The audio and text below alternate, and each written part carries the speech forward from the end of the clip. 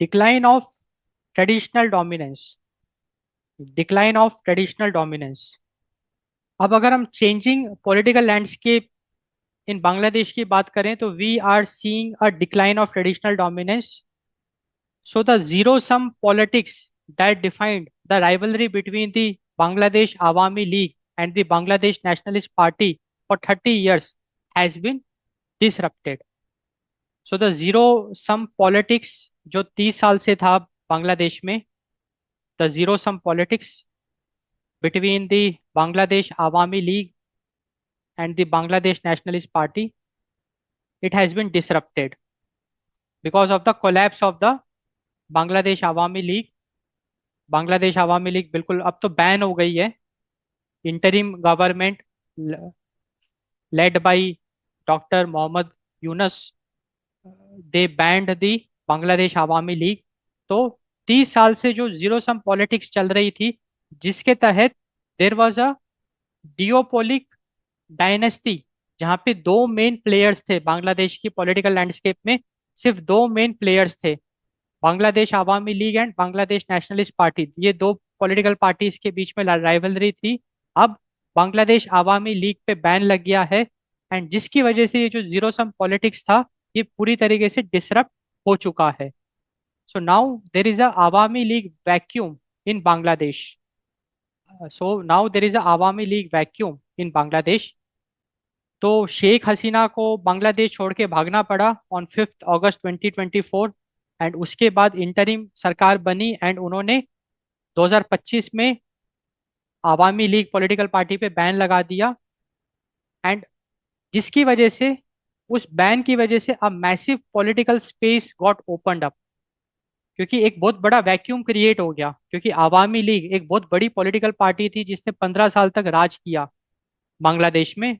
उस political party पे ban लगा दिया गया, तो एक massive political space open up हो गया.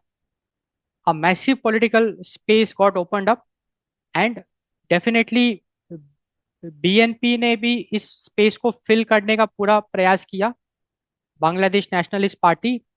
बट ये इतना बड़ा स्पेस था कि और भी प्लेयर्स फिर पिक्चर में आए, लाइक बांग्लादेश जमात ई इस्लामी, बीजेआई पे बैन हटा दिया गया.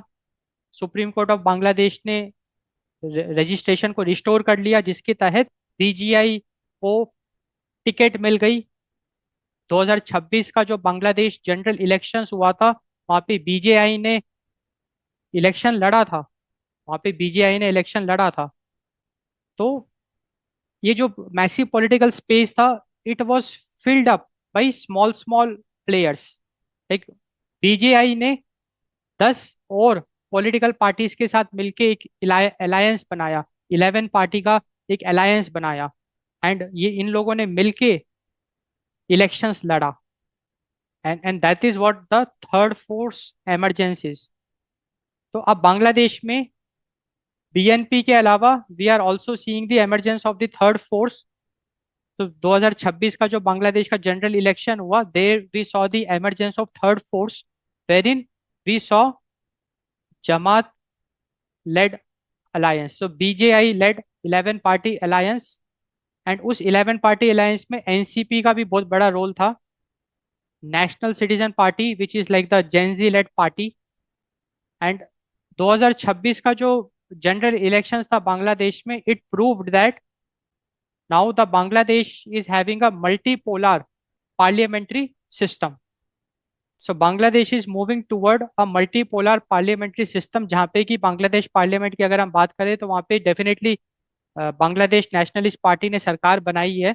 बट मेन ऑपोजिशन की अगर हम बात करें तो it is an alliance of 11 political parties including the BJI and NCP.